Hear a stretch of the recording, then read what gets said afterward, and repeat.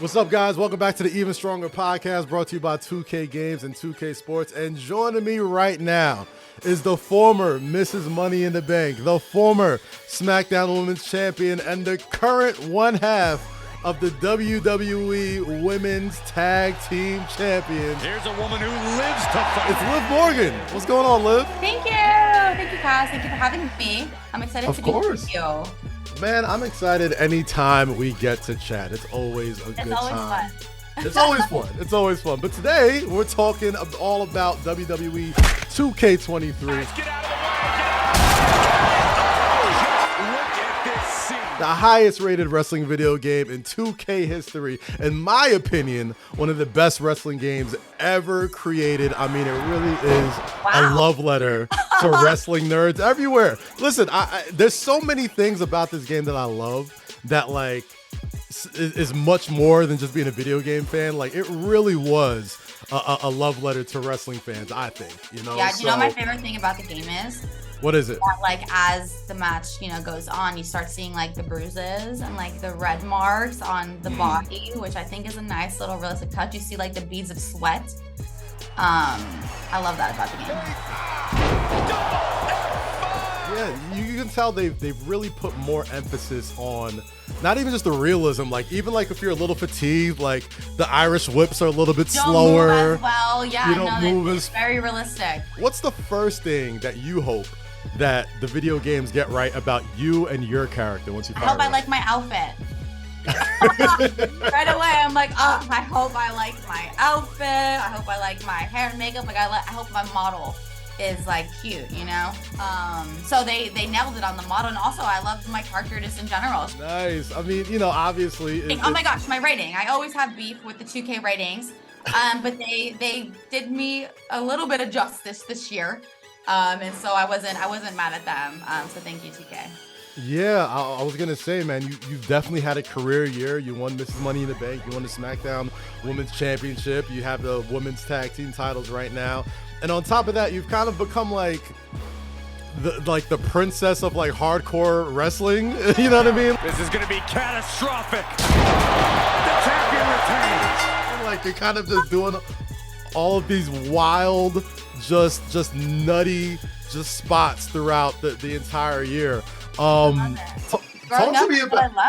I loved that about WWE. I loved, the table ladders and chairs matches. I loved when things got extreme. It's what especially made me gravitate towards it. And so, to fast forward like 25 years later, and I'm able to do the things that I thought were so cool on TV, it makes it really special for me because I'm so like down for it. I'm so willing to get hurt. You could tell because the first thing you said was, I'm really glad that they got the bruises right this year. I'm like, oh yeah, she's about that life. Yeah, no, it's cool just to see the progression. Like, oh no, my character is really getting beat up, and so I like that they made it a little bit more visual. Not gonna be pretty. Now, did you play any WWE video games as a kid growing up? Like, what was your first? I played tons. I can't remember my first. Maybe SmackDown, Know Your Role. Mercy is my number one. It's my all-time number one for many reasons. You could do intergender matches. You have like 4 different outfit changes you could choose from, which as like a woman, I love that for me. I love my outfit. I like that in the story modes, you can be anyone, and like you can be Lita wrestling for the world title, and I love that. We didn't play into gender or gender roles. We said everyone could fight everyone. That's right. Oh my God. Now, something really cool this year is John Cena is the signature athlete. He's on the cover, and you could kind of do his showcase mode as well, kind of going through all of his career. But the twist on it this year is you're playing other people and you're trying to beat John Cena. So a question I have for you is, just as a lifelong fan, do you have a favorite Cena match in which he got beat, and which one is it? No, I'm sure I cried anytime John Cena. I'm so serious. I can't explain enough like how deep it was for me. I remember I'd come home from school and I'd be like exhausted. I'd take a nap, and if I woke up at like 9:03, if I missed 3 minutes of Monday Night Raw, I was screaming and crying down the stairs. like, Mom, why didn't you wake me up? I especially love John Cena, which is kind of like, you know, people know that I was a very big John Cena fan growing up. So I was very, what's the word I'm looking for? Like emotionally attached. I can't remember his losses though. I can't remember a specific time that he lost to whom, but I just know that I was emotionally invested in everything that man did. I was a chain gang soldier for life. And, and so, yeah, when he was sad, I was sad. And when he was happy, I was happy. Yo, Liv, I'm pretty sure we're my gonna hat have to... is like a John Cena hat. I was about to say, like, you're only missing the spinner. Like, that's all you need to really complete the look. Maybe I'll give it some props and see if we can add a little. There you go. Just give a little twirl later. Yeah. Liv, when you fire up the 2K, outside of yourself, who's the first character that you usually select when it's time to play? So do you know what's so funny is I only play as myself. Liv Morgan picking up speed. 2-on-1. Why am I not shocked? I will only play as myself, and I have like a saying like no one beats Liv playing as Liv in 2K. I mean, listen, if I was in a video game, I probably wouldn't play with anybody but myself. I don't know. Maybe that's weird of me, but I only want to play as Liv. Nah, I don't think it's terribly weird. One question I do have though. Wait, what about you? What's your go-to? My go-to? I mean, I'm sorry, like Roman's just really easy to use. The tribal chief has arrived. You know what I mean? Like you can just kind of like figure out the game with him. Yeah, he has a 99. The real reason I usually pick Roman is that when you pick, you know, the Usos and Paul Heyman as his managers, he gets the full entrance and it takes like 2 hours long. Accompanied by their special counsel, Paul Heyman, representing it's really cool to watch. So like I love that part about the video game. But you mentioned going down the roster when you're you know, playing as yourself, and obviously there's some people on the 2K roster that you couldn't wrestle in real life, in you know, in fantasy world.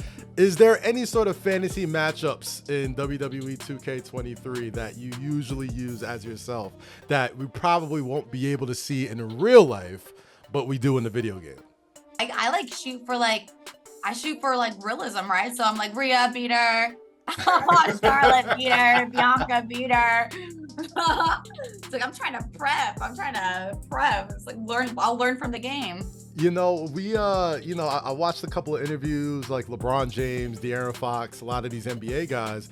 The video games have evolved so much that they will literally like scout other teams and other players and their tendencies by playing NBA 2K.